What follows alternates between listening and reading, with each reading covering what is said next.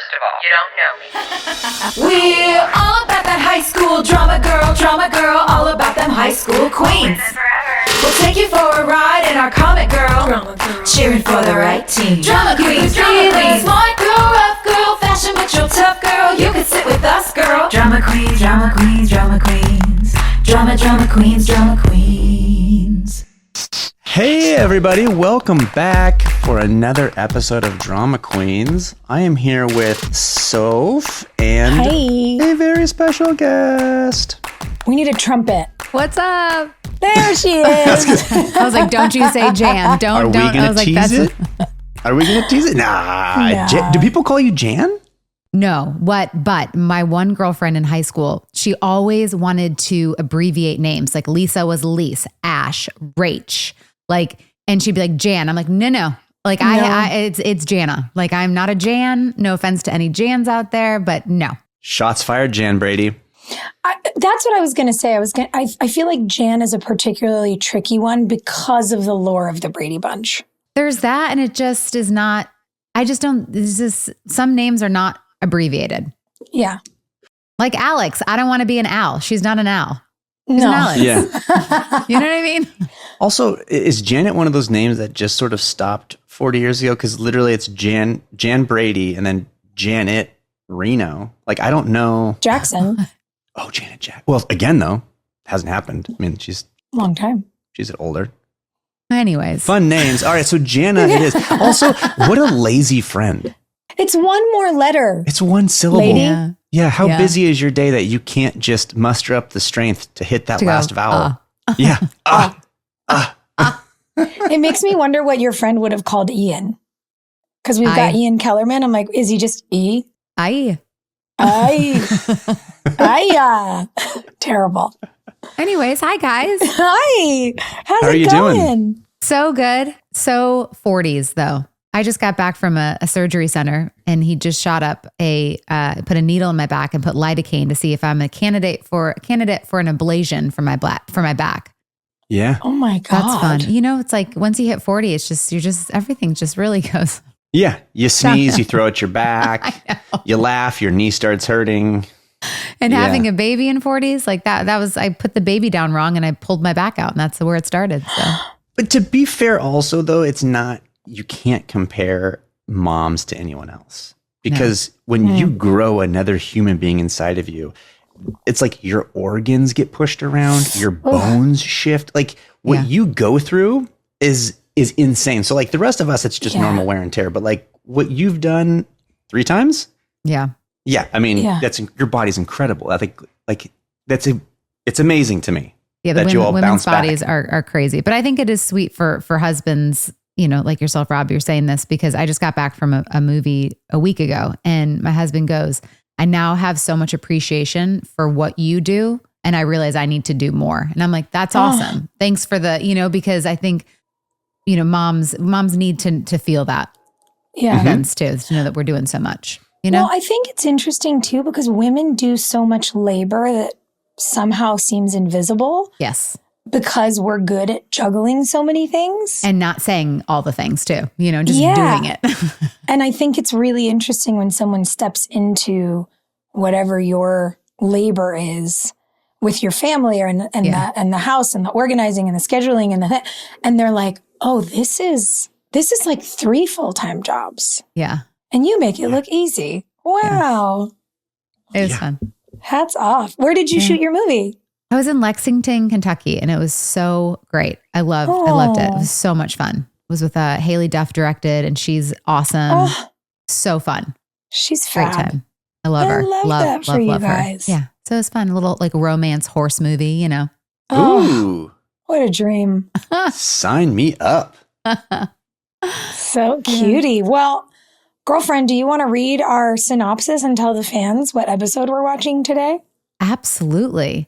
So y'all are on season 8, episode 19, Where Not to Look for Freedom. Air date was back in April 26, 2011. Whoa.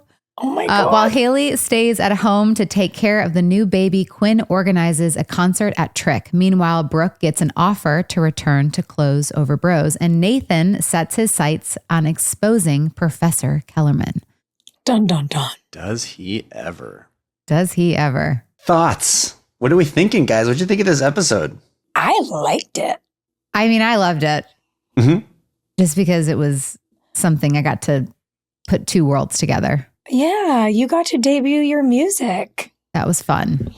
How did that whole thing come about? Like, did you record? Because I can't remember, which is insane considering we were living together at the time.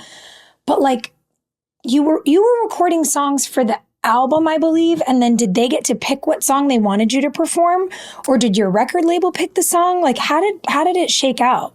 I had just sent them songs that we, what would be good for the show. And there was Whiskey, I Won't Give Up.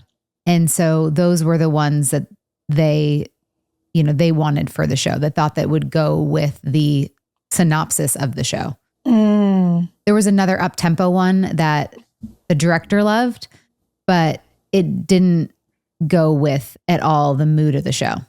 Yeah. Like, it was his favorite one. It was really fun, Oh. but it just didn't work for the show. Yeah, because it's so interesting on our show how the song, it's your performance, but then the song also becomes the montage for everyone else's storyline. Yeah. So it has to do both. It's like the song almost has to be a character. Right. Yeah. It has to flow through it, make sense, which I think they did always a really good job on. Yeah.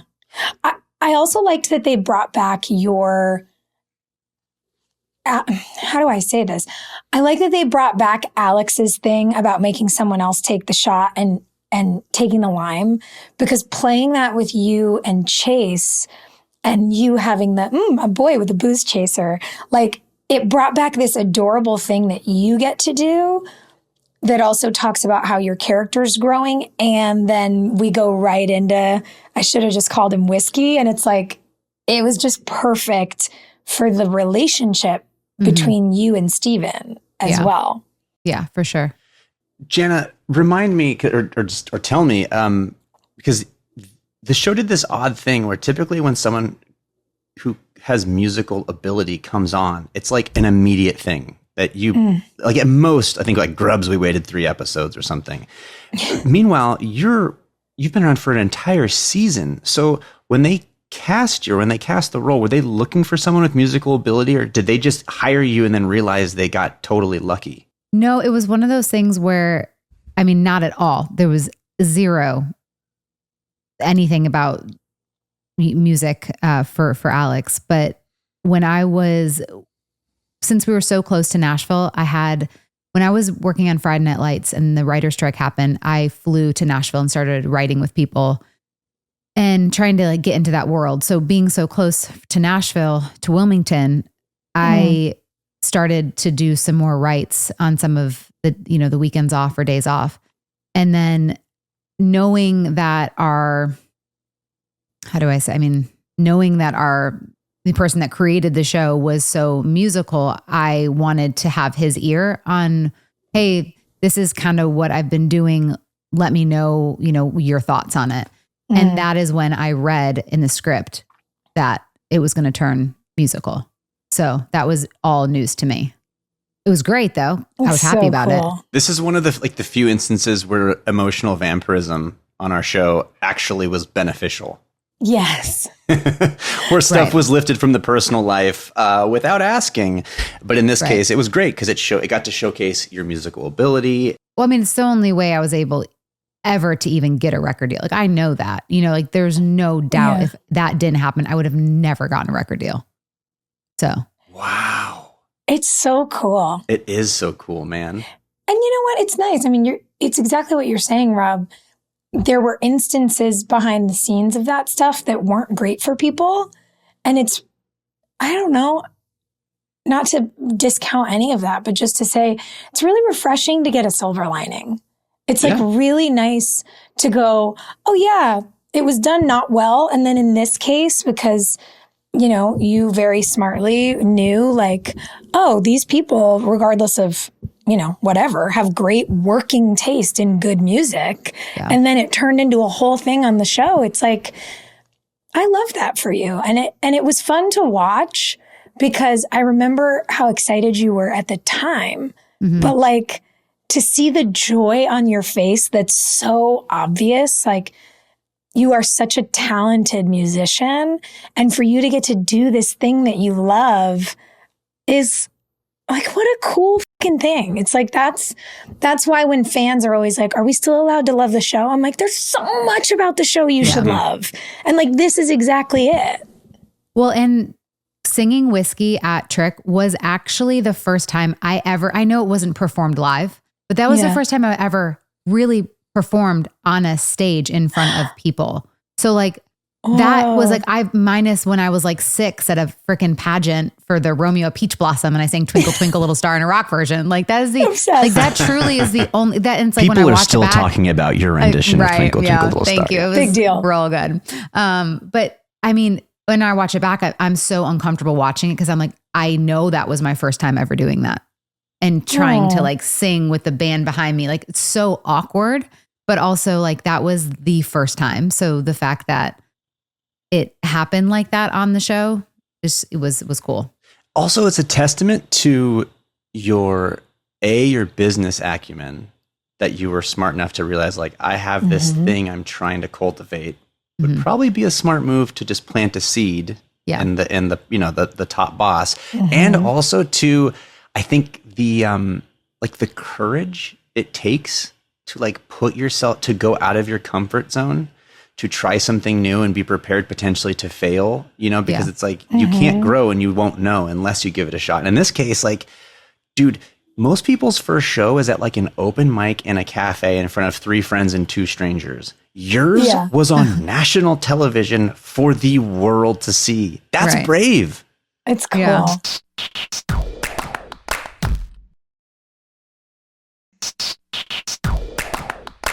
How much rehearsal time did you get? Because to your point, you know, you'd been in the studio.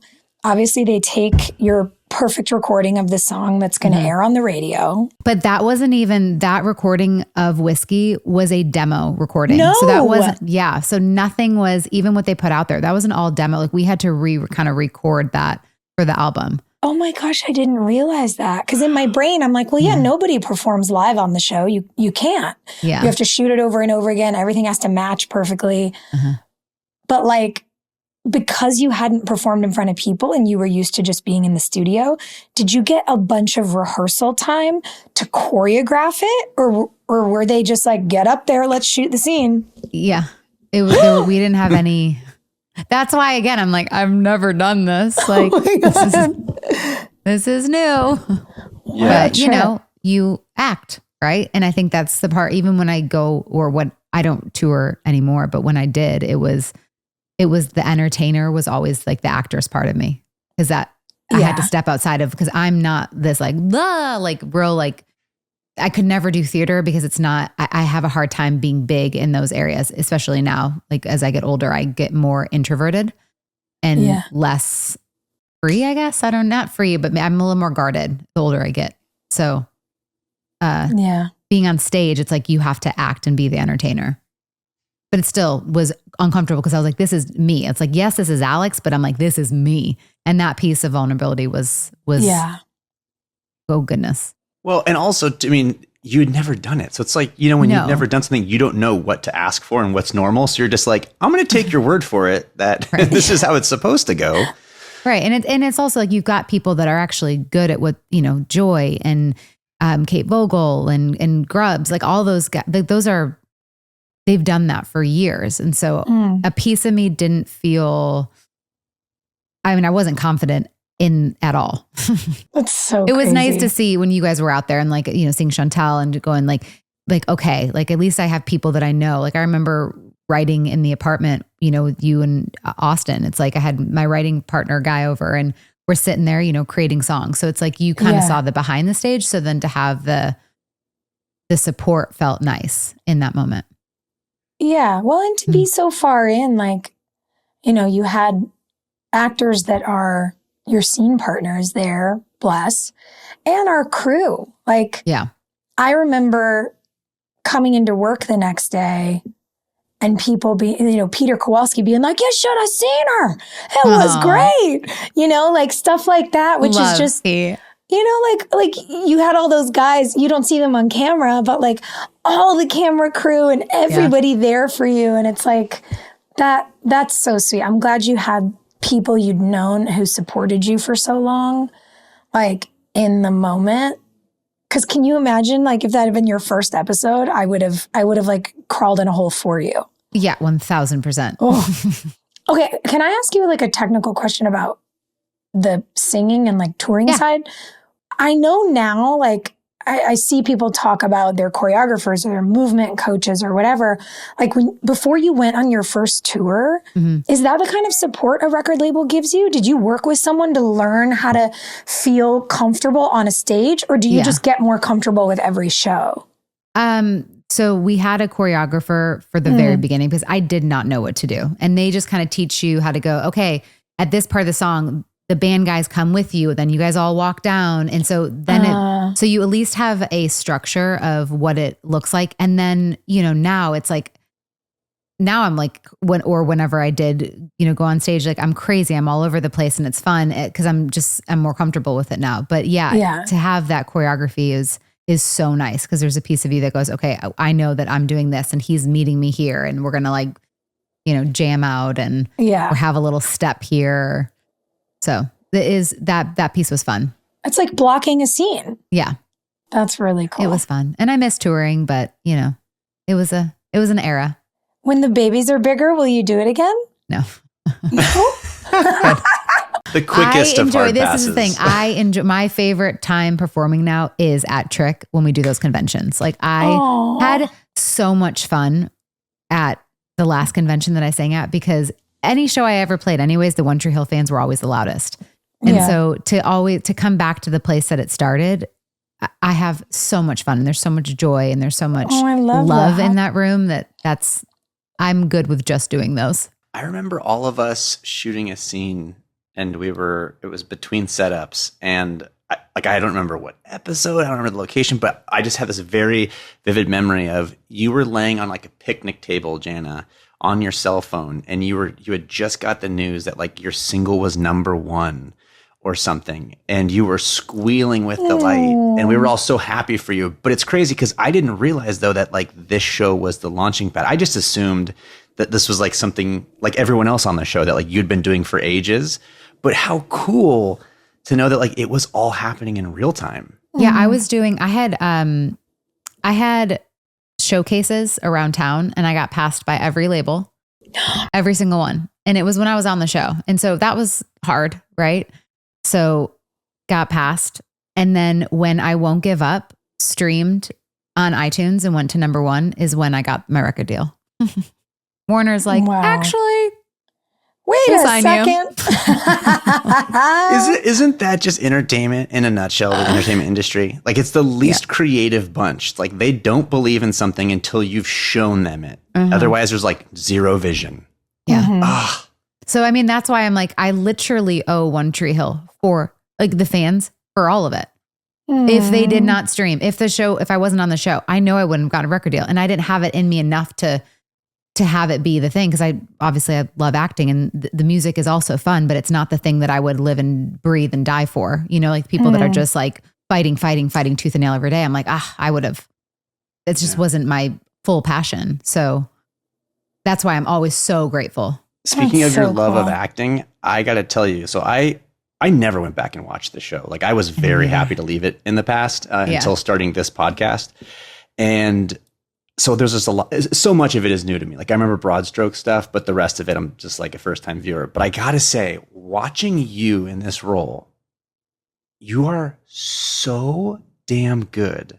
And maybe just because we had so little, like you licked my face in season 7 and like that was it for the show, because like I just didn't realize how hard you were crushing this role. And also what an extremely tricky role they gave you, because like Alex on paper is the most manic character ever, where it's like, I love you, I want to kill myself, we're best friends, what's happening? It's nothing but peaks and valleys.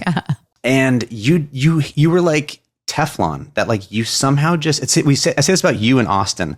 You both got handed stuff that I think in the hands of for almost any other actor would have been real unlikable and hard to watch. And you guys somehow managed to get through it and still be charming. Aw, so kudos. You really crushed the role, and you did a tremendous service to the show. Thank you. I really appreciate that. That is so sweet of you to say. I mean, obviously you guys are incredible and you guys did amazing in your parts and everything. That's really sweet. No, it's true. That. Did you enjoy it? The show? The role. I love her. And I was so scared of her in the beginning because I didn't audition for her. I auditioned for Chantel's part. Oh, that's right. So when I went to producers, they were all in the room, and the creator was like, I want you to read for Alex. And I read the breakdown. I was like, oh no. No. Like, that's not me. Like she's an alcohol, all these things, drug. I'm like, I don't know how to relate to that. I've never been drunk before. I don't know how to relate to this at all. And so then I just read for it, and then, I ended up getting it. So it was, I was scared of her at first. And then again, reading her, I'm like, she's so unlikable. And but that was the piece where I'm like, I have to find her in me and then bring a little me in her. Yeah. So the moment that, when we do I always talk about the scene, but when I said, I'm so, it's so quiet in here. And it's like, there were so many pieces of me that I brought my own stuff into her, and then she brought, the fun. And so I miss playing her. I wish I could play her again because she was fun. She's the most fun. And it's really interesting. I mean, we talked a little bit about this, but you were saying before we started recording, Rob, that you were out when Jana last came on, but it's like, it's not lost on me, the parallel journey that we got to take with our characters, because that's exactly how I felt in season 1 with Brooke. I was like, who is this person? And why does she behave this way? And this is so cuckoo bananas. And like, I don't know anything about boys or high school. I went to an all-girls school with 55 girls in my graduating class. Like, I don't know anything about this world. And I think there's something, when I look at it in hindsight, that's so special about figuring out how to essentially emotionally care for someone that you do not relate to, and who, when you first read their stuff, maybe you don't even like. Mm-hmm. And I think there's actually, like, it's dawning on me in this moment as you're saying it, I think there's a magic in that. Yeah. Because I think it makes you bring more of yourself to a character in a way, in the moments that are unexpected. And then I know we both had fun that we'd never had in our real lives playing these women because they were fucking nuts. Right. That's why I want to play her again. I'm like, man, I got to like loosen up and like have fun and just be silly. Well, and it requires you to flex your empathy, right? Because the easy thing to do when you read Alex is you judge the shit out of that character. Yeah. It's like, all right. And then you make lazy choices that are going to make her very unlikable. The challenge is just trying to steal someone's love. And okay, that's easy. You can do that in your sleep, but the challenge is, like I said, to be empathetic and to find likable things in her, and then make it challenging for the audience to just decide if they like her or hate her, because it's like the best characters, right? That's what it is. It's like they muddy the waters. So that's not all one thing. They're not all great. It's like the flawed hero, but the like redeeming villain, Yeah. Which she had lots of. I mean, that's all, like I said, dude, it was whiplash watching you in season 7. Because it's like, dude, what is happening? It was like they had 2 separate writers writing the character, but they weren't allowed to communicate about what they were writing in each episode. What? Oh. No, I'm saying really? It's like that. Oh, no, it's like that. Yeah. I was like, really? Okay. Yeah. Because it's like, oh, this scene, she's totally grounded and likable and she's awesome. And it's like, and then the next scene, she's a psychopath. Yes, I still can't believe that you were almost Quinn. I did not realize this. Yeah. It's so crazy. I know. Oh my god. It could have been you and I. Dude, oh my gosh. That's but Chantal like crushed that part. It makes sense now. Like looking back, it all makes sense. Yeah. Yeah. Well, that's the thing. Everybody wound up in exactly the place they were supposed to. Yes. It's definitely that thing where you go, oh yeah, the casting process works. really well. And I think especially back then, because to your point, we were all doing all this stuff in person. People could get a sense of your energy and pivot. So like tapes are so stupid and horrible. To be in the room is where the magic happens. Yeah. I'm not great at self-tapes. I'm terrible at them. And I'll take direction. That's the thing. And you'll get to know my personality and the vibe. And that's where I've always said I win in a room, but I do not win on tape.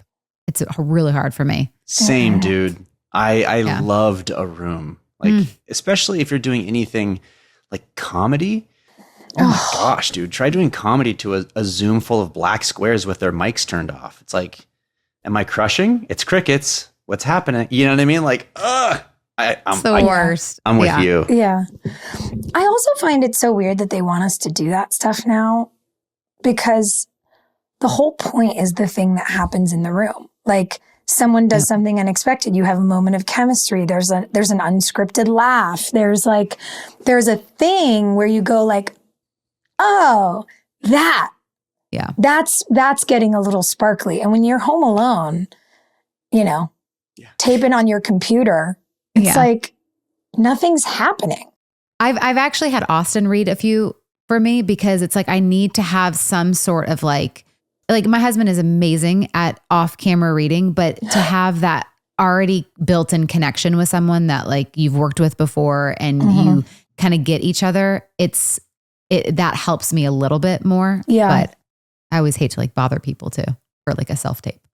Totally. This thing I'm currently working on, we're in the casting process, and I love being on the other side of it, right? Like one of my very first acting teachers said, if you really want to get good as an actor, volunteer for a casting session. And she was right? But I will say, like, having watched these tapes, it's very clear the people who like had a friend call in over the phone, who pre-taped the other lines. And the worst is when it's a very bad reader. It is so distracting. Yeah. Like either they're trying to act or they're just leaving in these pauses. And I'm like, you are killing this person's tape. But again, like if we were just in a room, that would never happen. Yeah. Ugh. Yeah. Oh, that's the only thing about 2020 that I just didn't love. That was all. One of the things. Yeah. Let's clip that. Let's make that the soundbite of this episode, guys. Perfect. But I totally agree with you, Rob. It's like the thing I enjoy doing the most now is going in and reading with everyone who's going to come on to a project that I'm on. Yes. Like my favorite part, we only did the show for a season because turns out one of the other things you shouldn't do in a medical pandemic is launch a new medical show. Old ones are comfort shows. New ones are fresh hell for people who are stuck in hospitals. But like the best part of that journey was I read everyone, every single person the producers wanted to see. I spent like a week on the CBS lot just in the room with people. And like, I will never forget when Skye came in. Everyone, when she left the room, was like, I can't explain what happened. Like, you two sparkled together. Like, we just had such great chemistry and the history and the friendship and the thing. Like, it just clicked for us. And she's literally been one of my best friends ever since. And it's so, I never would have had that experience if I'd been watching her like on my laptop being like, she seems nice. Who's next? Like, I don't know. And it's, I don't know, the whole thing of it is just so special. I hope we get back to it. Oh, yes. But then again, everyone's moved so much. So that's the only piece too. I'm like, as much as I don't want to move back to LA, but anyways. I know that's the hard thing too, right? It's like, it's just shifted. Yeah. I did a chemistry read over Zoom. And I don't know what kind of chemistry you're supposed to have staring at yourself in a computer screen, but yeah, weird times, my friends. Hey, should we talk about an episode of this show? Yeah. So I actually have a question that I have never, because I know you like fashion, Sophia, but did you want to have your own store? Was that a piece of something that you got to control or no? No, not at all. Okay. I think if our show had been on 5 to 10 years later, I think some really smart person would have been like, oh, let's actually launch you a line while whatever. Like, yeah. I love it. The irony, I think, for me is I'm really drawn to the art of it and what you can communicate with it.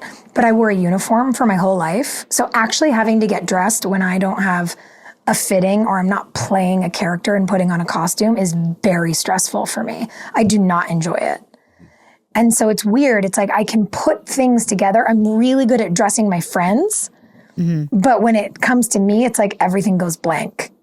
So it was fun to play Brooke because I got to figure out what she looked like. For the listener at home, Sophia is just draped in a bed sheet wrapped around her. That is what she's wearing right now. So you're not on YouTube. Could you imagine? Yeah. It's just you in a beach towel every day, just a different beach I'm just towel. like, I can't do it. I don't like it. I wear a robe.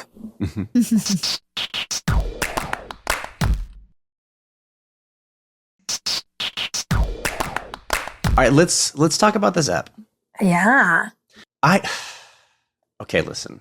Can I just get way ahead and ask if either of you guys were confused by this? There's a very questionable line. Go for it. Ian Kellerman, Nathan and Clay are sitting at the bar, and Ian toasts, and he says, "First off, congrats on the baby. Very strong. Tell her to come see me in about 17 years." And Clay and Nathan are just kind of like quiet, like, "Oh, that's so Ian. What the fuck?" What the I don't know how, and because I've listened back to, some of y'all's episodes and some of the lines, and I've seen the clips online. I am just so shocked that, because in that moment, I don't think I would have, I don't know, like, it's just, I'm like, how is that even being said? Also, is there a layered joke that Ian's an idiot and terrible at math? Why wouldn't you just say 18? Like, what? But it's still horrible. But like, to go out of your way and make it 17 is like, hey, let's just throw an extra dash of creepy pedo in the horrible line. What? Yeah. It's because our creepy boss really, and it started in season 3, really wanted to reinforce that the age of consent, despite it being wildly inappropriate and clearly set into law by older men, the age of consent in North Carolina is 17. Stop. Oh, this is news Oh, to me. that's even worse. It's even worse. Oh, no. Yeah, it's like a very on purpose, gross, just gross thing. In that moment, though, while you were in the scene, did you? No, here's the clock first of it? all, I have zero recollection of this scene, but watching this as an adult, I was like, where were you, bud? I mean, to be fair, I was in my late 20s, so I probably, like, I'm a parent now. It's very, very different, but Sure. yeah, I guess it was just maybe we were rushing or what, but the fact that like no one, I wish one of the adults on set would have gone like, hey, like even just told Nathan, because Nathan's a dad at this point, like, hey, maybe you should just like check that, even with just a look, because if someone said that to me in real life, it's like, there's no way you don't go like, the fuck is wrong with you? Yeah, like, what? Totally. It's not funny. It's creepy. It's inappropriate. It's disrespectful. It's like, what? Yeah, everything about it is really, really gross. I will say, watching you guys do it, I thought it looked to me as a viewer like you both made the choice to just go blank. Kind of ignore it. Not acknowledge it. Yeah. And not that that's the right choice, but it read as a choice to like, we're not contributing to this conversation. To me, because you already have complaints about his behavior in this episode and in prior episodes. But yeah, you're right. It would have been nice if you two had something. Well, it works because of the fact that he's a new potential cash cow and we're a growing business and upstart. However, we're an agency supposedly built on integrity and morals. So it just would have been nice to have some, like, even if Clay was just like, dial it down. Dial it down. Yeah. Like just some sort of acknowledgement of like, that was creepy and weird. Cool your jets. Let's not. It's not. Let's not. That's one of the ones you keep up top. Yeah. The reality is, whether it's someone Clay and Nathan's age, I don't know, what are we, 25 by now on the show, or a senior in college. If a senior in college is trying to hook up with a girl who's still in high school, like, we have a problem. Yeah. We just have a problem. But I also think there was the reality, to your point, like, we'd been at this with the writer of our show for so long that I think everyone was starting to just tune it out. Because it was kind of the only way to get through work, right? Like you had to just kind of go like, okay, you're gross. You've been gross for so many years. Okay, well, we're having a nice time at work, the rest of us. Like, what are you going to do? Yeah. It's tricky. I had one other moment that was almost as cringy, but actually not at all. It wasn't. This is a playful cringe. So Julian comes back to the spot with a bag of ice cream for Brooke. Sweet move. And what'd he do? He got one of every flavor. He's my kind of guy, right? Yeah. Here's where he loses me. He opens one up. He dips his finger in and then eats off of it and then dips his finger back in again and feeds you. Listen, I know like your partner, you kiss, you know, you share fluids, whatever. God, that sounded so gross. But like there is just something so barbaric about get a spoon. Why are you dipping your finger into ice cream? I don't think there's anything sexy about it. Thank you. Yeah. I didn't either. I thought maybe I was out of touch. No. But I'm also like a germaphobe. So Well, like Same. By the way, you get home with things from outside. The first thing you have to do is wash your hands. Yeah, but like my husband is not like he'll be like at a gas station and then come back and then it'll be like, and I'm like, you wash your hands. You know what I mean? Because it's like, Yeah. before you touch anything. And he's like, Everywhere. Yeah. I will say, and here's a little bit of the tea. If my memory serves me correctly, and I believe it does, it was scripted for him to do it to me. And Austin was like, let me go ahead and go first. So this is less gross. Because, you know, if he had just come in and done that and stuck his finger in my mouth, like, it's a very phallic gesture I did obviously not get to consent to. And I really treasure him for being like, let's make this cute and funny. And like, he did it first and then he did it to me and we made it really like goofy and awkward. And I didn't like do the sexy mouth thing. I was like, like it's melting. Like we made it as fun. Opposite of what was on the page as possible. And I do, per the references to the, creepy things written for many of us, whether we like them or not, to say or do. I love that we all, by this point, had figured out, like, write whatever the you want. We're gonna do it a little differently. And I thought that as much as, yes, I would have loved in real time to have seen him come into the house and wash his hands and then open the food, I think we made the best of an uncomfortable situation. Right. Yeah. That makes sense. And grab a spoon. just wash your hands. Or grab a spoon. You might as well just open the container and just lick the ice cream. That's what you're doing. Put it in your face. Yeah. By the way, opening the container and licking the ice cream is less gross than sticking your finger in it. Agreed. Because you're sort of using the container as an ice cream cone. Again, just grab a spoon. You can just save all the other stuff. That's actually the title of this episode. Grab a spoon. Grab a spoon. There it is. What did you guys think? I was very confused this episode when I had heard the name Fidians for like the 32nd time. I was like, did we have like a product endorsement? What is happening? And then obviously we find out why later. But talk about Chekhov's gun. I mean, we said that name about 13 times this episode. We sure did. And I will say, when I started to watch it, I'd put it on and then I ran to grab something and came back in and was like, wait a second, hold on. Because I could tell that the recap was important. And they did that long pause on the insert of that bourbon bottle. I went and rewound it and started over. And I was like, they really want to hammer home who's into it, who drinks it, that the bourbon is the clue. Yeah. It would have been great in hindsight if his drink that we were going to make a meal out of was like peach schnapps. Like this total dude bro. It would have been amazing if it was just like white blueberry, White Claws or something like really, like Natty really. Ice. Yes. Yeah. But I gave him whiskey, but. Yeah. Whiskey. Ayo. Ayo. What was your favorite part of the episode? Well, listen, there's a lot of great in it too. I had to get ahead because those ones I was like, wait, what? Yeah, I mean, for sure. this was another classic example of you and Chantel being total team players with the whole eye of the tiger. You know, she's had to do so many. It was like they realized she would be game and she was a team player and would commit, and she's also very funny. And then I feel like they just went back to the well a lot. And yeah. And so it's like, it happens in this episode, it happens in the next episode. And then, but like, you guys made it great. I just watched it going like, oh, I know this feeling of when you get a script for the next episode and you read it and you're just like, yeah, for sure. Okay. But your guys' stuff was great.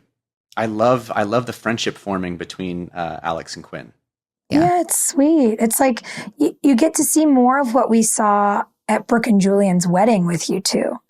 And it's nice. And it's like, I think they hit a point where they were like, oh yeah, we can't just constantly put her in these terribly awkward positions like Utah, stomping around in town, essentially in her underwear. Like, come on. She's a great performer.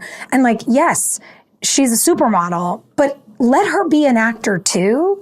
And it's nice that I think they sort of course corrected and went, oh, we can actually give her the space to be a comedian and undercut some of what we've like made her go through in the past.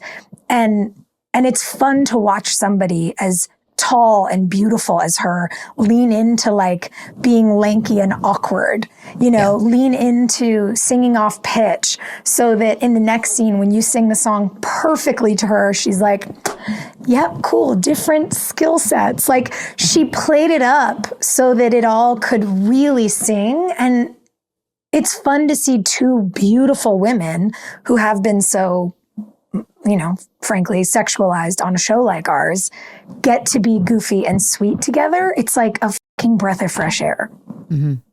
Yeah, no, I agree. And it's fun to see because even so, a lot of things that, Chantal is on is like really deep and heavy and she's so talented. So it's nice she has like such a light part of her too with acting and she's so good at it. I felt like there was a lot of that with Alex where like I said, it just became the like high and low show. And then we got, I remember the first time we got a scene where it was like, you just got to be a vulnerable human and you were so great in it. And I felt myself going like, this should be the norm and the other thing should be the outlier. Like this should be the meat and the other stuff should be the like, okay, on occasion we're going to dip into this, because it's just, to me, it was like this person's great at this other thing, but like they're really shining in this moment. Why are we not letting this happen more often? And I feel like so much of Alex is kind of just there to be like, I'm a tease, I'm out of control, I'm a wild card, bitches. It's like, okay, cool. I can tie a cherry tongue in my mouth. Yeah, but then you get this moment where you get to see her as a human. You're like, oh, she's totally likable and relatable. And I'd like more of this version of the character. Yeah, and it feels like we're hitting a nice stride with that. With what you were saying earlier, you getting to bring more of yourself into her, it feels like that's in really nice balance in this chunk of season 8. Yeah, I wish, obviously, when the seasons go on and stuff, but yeah, I wish I had more time with her to keep kind of finding that path with her. But it was a fun ride. You also have great chemistry with Steven. Steven's great. You guys are so sweet together. I'm like I said, I'm watching this basically as a first time viewer, so I have to say I think I remember how. Actually, I don't really know how it ends for you guys, but I know that I am hardcore rooting for Chase and Alex over Chase and Mia. And I've only seen up to 820, and obviously I know things are very good for you guys in 820. So I don't know where it goes from there. But your guys' chemistry is so fun, man. He's great. Yeah. And he was awesome back then too. Always felt so comfortable with him. He wasn't, he's a good, solid dude. Yeah. And even to this day, I mean, he's always such a nice, respectable guy. Yeah. I loved working with him. He's a good really egg, man. good egg. Oh, Jinx. Whoa. Whoa. But he is. Steven is a good egg. And like, even to see, he brought such a kind of fresh vulnerability when he first came on the show and hadn't, been acting before and was a little nervous about it, but was just so damn charming. And to even see the actor he's grown into across these 4 seasons, it's like, God, he's so enjoyable to watch. And I feel the same way like watching him and James's show. They're just so great. There's a natural charm to him especially with their new show too. It's just, it's like he's a natural, he's got a natural vibe to him. I like him. Yeah, he's a good egg. He grew up a lot on our show. And I think you see it in his acting. I'm saying he grew up like personally, like knowing him as a friend, he grew up a lot on our show. And I think when you watch the show, at least for me, like knowing how he was growing behind the scenes, that like, I think I see it in his performance and that it is more grounded. And yeah, he's fun to watch. And I'm glad that we're getting more of him this season. But yeah, your guys' stuff, I thought you were just like a temptation. And then it was back to the Chase and Mia show. So I'm pleasantly surprised with the directions. I have no idea, buddy. I have no idea how your story wraps up. Honestly, I didn't even realize. So I didn't realize that Brooke got pregnant. So sorry for those who haven't watched the show. I gotta be honest, I really don't. I mean, it was all kind of a blur.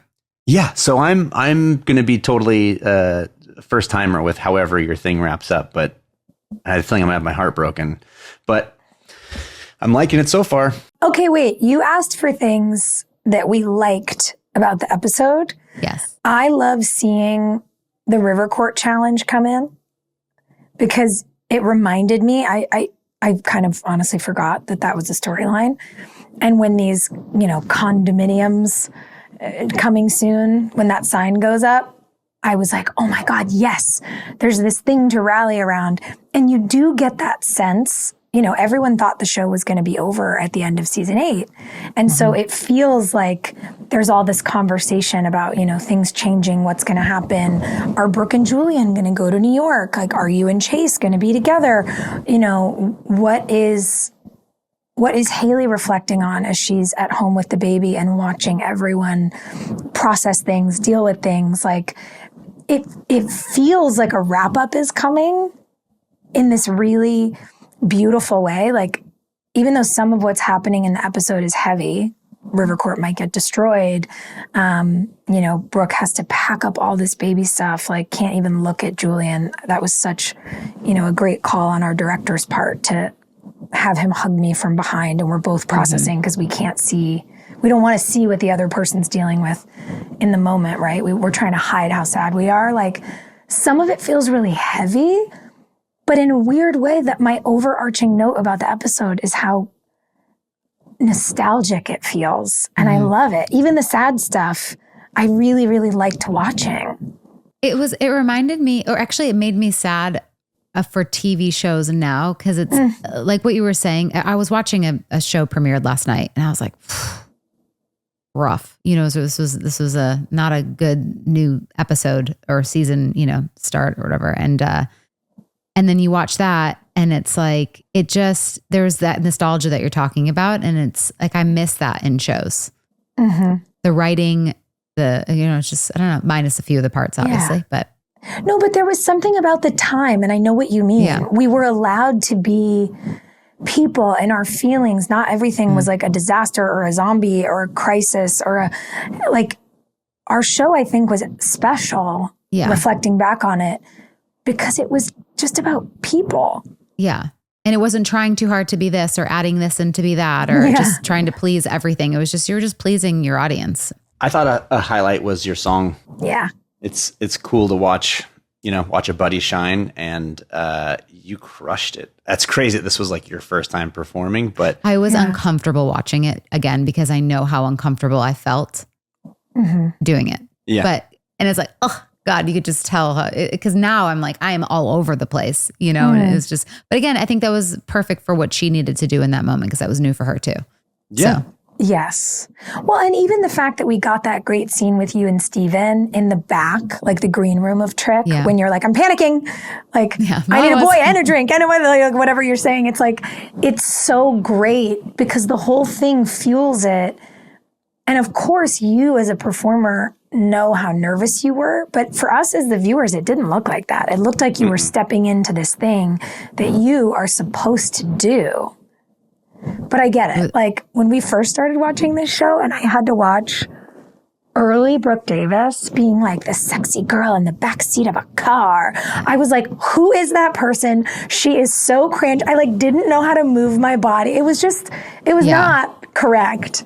Well, I think it's hard to look back. I mean, there's so many things I look back on now and I'm like, oh God, I sucked. Like, and because I've grown as not only an actor, but as a person. I think growing in those areas helps you be a better actor. So it's like, because of the stuff that I've gone through and worked through, and it's like where I can tap into things a little better. And so it's more grounded. And I look back on old things and I'm like, so not grounded and on my feet with it. So it doesn't feel real. It might look good or be believable, but it doesn't feel real to me because I know that I wasn't like planted in my scenes the way that I would have wanted to where I am today. Like I can walk away and go like, I did good because I was planted in that scene. I knew what I was doing. I like tapped in and I felt good about it. But like, I didn't feel that back in my 20s because I was still learning. I still really didn't know what I was doing. I mean, I feel like that's true for all of us though. Okay, good. Yeah. So it's not just me. Cause I'm like, I look at you, I'm like, you're amazing. You guys have always been amazing and you were so good and you felt so confident. And I'm telling you, and I will offer this up. You want a confidence boost? You need to watch like the 3rd episode of season 1 and you will cackle. Like you will be like, I know her and she does not push like that. I was so like, I have to do it. And they keep telling me to be bigger and I want to die. I want to die. And I remember I can like hear our directors being like, you got to be bigger. You got to like really go for it and being like, okay. And it was not correct. Yeah. But I think to your point, like that's part of the gift of hindsight is like we can see how much more comfortable we are in ourselves. We can see how much more we key into the people, not necessarily like wanting to go to work and be a good soldier and give a good performance. Like it's just a different energy. Yeah. And I think we see things differently. I mean, you know, even you saying, Rob, like that line hitting you the way it did because of the man you are at 40, it's like, you know, we couldn't have been here in our 20s. Yeah. And Jenna, I had the exact same experience. Cause also because, you know, like I'm a goofy guy and all of a sudden I came into this show and they were like, your wife's dead as hell and trauma. And I felt like so out of my depth. Right. Cause was Lipstick Jungle before? Yeah. Okay. Yeah. Cause like you were just like the hot, the whatever, the hot dude on that. And like, you were like, that's your thing. Suave guy. Yeah. Suave and Yeah. Which even, by the way, like that's also uncomfortable because again, like I'm a goofy guy. I'm not like do you like this show? Like, no, that's not me, you know?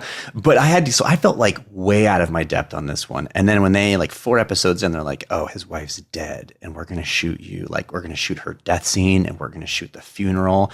And I cringed so hard watching that episode because I felt like I was watching a little kid put on his dad's suit and pretend to be a grown up. Meanwhile, Joy and Soph were like, that was not our experience. No, you know, but I because loved like you said, I remember how I felt at the time. Like I felt like an absolute fraud. I was pushing so hard because at that time in my head, the only way to show sadness was to show tears. Right. You know, and so I think it's an incredibly common thing. Okay, good. Well, then I feel a little better now. Because I just like cringe every time someone's like, oh, I just saw your last episode of Grey's Anatomy. I'm like, I am so sorry. That was terrible. No. There was a hilarious scene in this episode. I don't know if I hope you guys caught it, but it's Haley and Quinn are in the nursery and they're like chatting up baby Lydia. And then Haley goes, okay, let's let her sleep. And she leaves her there and they walk out of the bedroom. She doesn't close the blinds. She doesn't turn the lights off. It is literally the brightest room in the history of rooms. And she's like, this seems good. I'm like, what? Yeah, no sound machine. No sound machine. Also, it's like, dude, we had to like if there was a speck of light coming in, our son would not sleep. It's like, No. that's like every parent's nightmare is like, how do I black this room out? Oh, I have blackout curtains, and it's like a black Yeah. on, blackout. Like, Yes. and I tape the, like, there is no light in that. I was like, if you can Absolutely not. see your hand, it ain't dark enough. Like, Yep. that's No. my, put the hand out, see it? No. Yeah, pitch dark, gaffer's tape over every little That's why electrical bathrooms light. in hotels are great for the crib. Just Yep, Oh. full darkness. all the time. Or a closet. You gotta, Clip that one as well, Easton. That will also be the second soundbite for this episode. listen, any mama would know that trick. Yeah. I can't wait for the Yahoo News headline or the BuzzFeed headline. It's like, Jana Kramer says, put your baby in a closet. Listen, dark. Hey, you do But what no, works. that scene made me laugh because I'm like, she's also a parent already. So it's Yeah. like, she knows the ropes. Come on, guys. Yeah. It's like one of those things where they just don't care because they're like, yeah, if it was actually a dark enough room for a baby to sleep, you wouldn't be able to see the baby. Yeah. Right. And this is a television show. So we're going to light it up like the 4th of July in here. Also, have you ever put an infant down to sleep when it's not already asleep? No.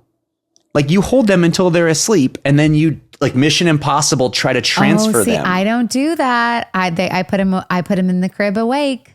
And let them soothe and learn. Mm-hmm. Because then Okay. you're always going to have to rock him to sleep to put him down. But again, everyone does it differently. But I've never, we're not a rock soothe down. It's just a boop in your bed. Okay. Good for you. Cause I got to say, I've spent a lot of time on the rocking train, my friend. I get it. I did with the first too.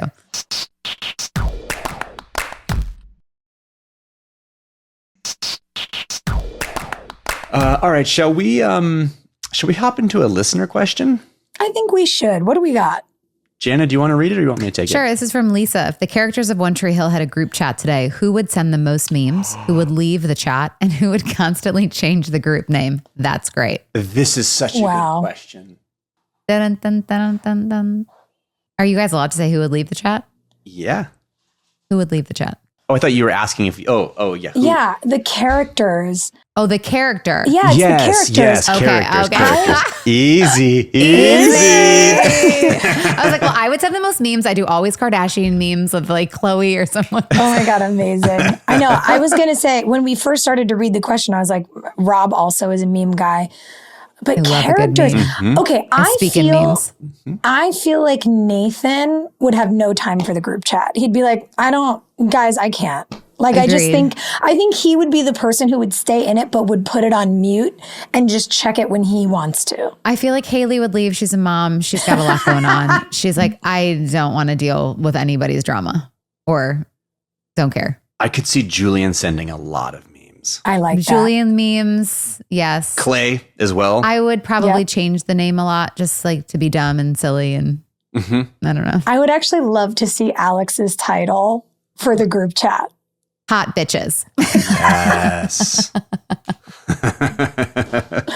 Oh my God, I love.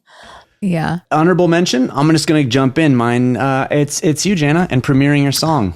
Yes. Especially knowing that this was Concur. like the kickoff of everything that was to come. Man, that's so freaking cool. Yeah. Thank you so much. I It's appreciate so that. cool. I Thanks, fully guys. agree. And also a little like behind the scenes honorable mention to piggyback on this for you. I remember when this stuff started to shift, and to your point, like the whole record deal, everything started going.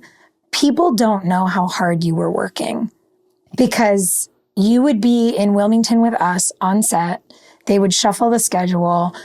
I mean, we'd like get you from work to the airport, and then you'd go and work in Nashville, and then you'd fly back to come to work. And like, you were on that rotation 7 days a week, doing the thing, chasing the dream. And like, that's the stuff most people don't see.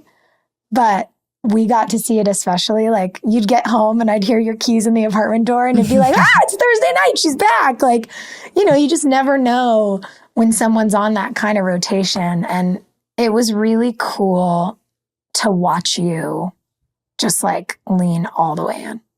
Thanks, girl. I appreciate it. Yeah. And thanks for the love. You guys are so sweet. It was an honor to work with all of you guys. So The best. thank you. Shall we spin a wheel? Oh, a love fest into a wheel spin? Give it to me. Yeah, buddy. Hey. Most Ooh. likely to run for office and win. Clay. Really? Yeah. You're like the agent and The business guy. the business guy. handsome, Yeah. I accept your nomination. speak- Trustworthy energy. I like that. And if it's real life, I'm going to say Soph. You sweet soul. Well, obviously, 1,000%. Yeah. That's a the layup no-brainer. answer. He's Yeah. that. There we go, girl. Let's do it. Jana, thank you for coming, man. Thanks for having me, guys. I appreciate it. Thanks, friend. All right. Appreciate y'all. I'll see you soon. Listeners, next week we've got season 8, episode 20, The Man Who Sailed Around His Soul. Bye. See you then. Bye, guys. Hey, thanks for listening. Don't forget to leave us a review. You can also follow us on Instagram at DramaQueensOTH. Or email us at dramaqueens@iheartradio.com. See you next time. We're all about that high school drama girl, all about them high school queens. We'll take you for a ride in our comic girl, cheering for the right team. Drama queens, smart girl, rough girl, fashion but you're tough girl. You could sit with us, girl. Drama queens, drama queens, drama queens, drama queens, drama queens.